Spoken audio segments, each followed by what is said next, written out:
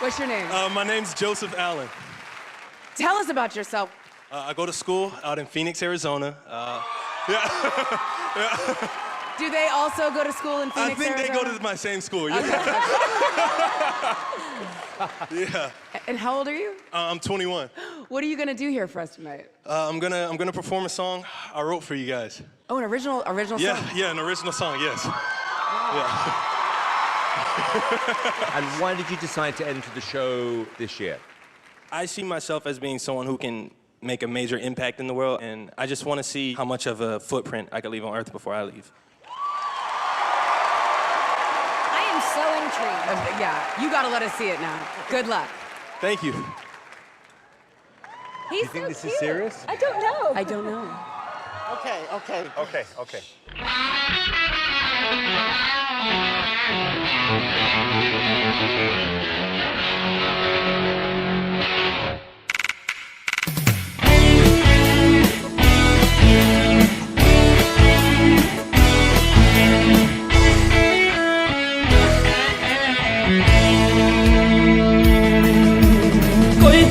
khatvei zo la koi nom dem ni vei zo la koi nom dem ve ge ya anop lo le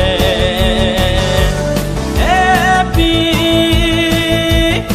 ending sang in head hing ka dei zo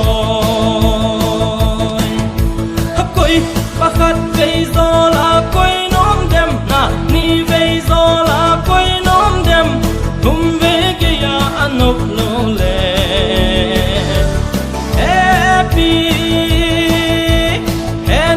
sang in hè hình cả đầy rồi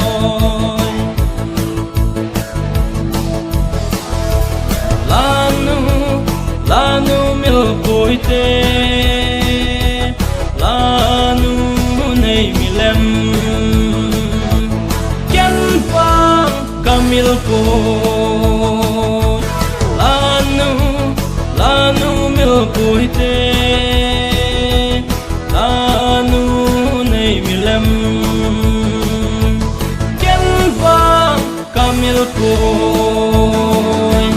koi khatvei zo la koi nom dem ni vei zo la koi nom dem ve ge ya anop lo le happy ending sang in head hing ka dei zo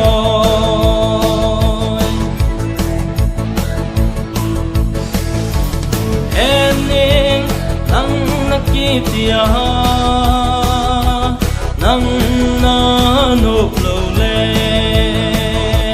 em thinh hi mai hẹn em nên nang na kitia nang na nộp lâu lệ em thinh hi mai hẹn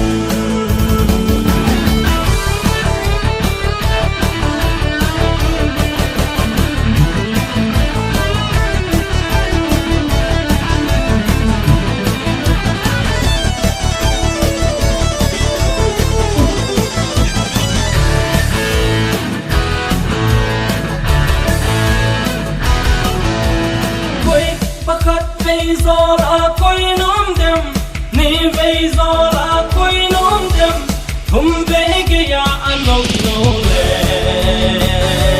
happy ending sang in hell hin ka dei zo ending ki zo la nom lo el hin nang nahi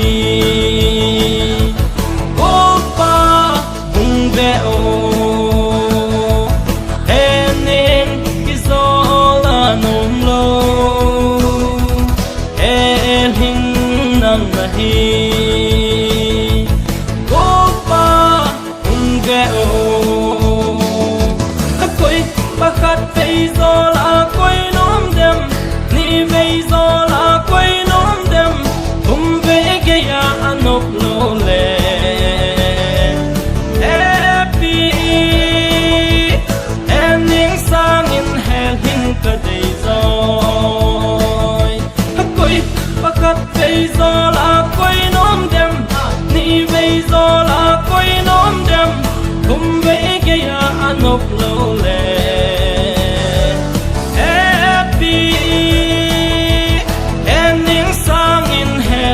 kanei rồi epi na chanu khat zo zo nei pe o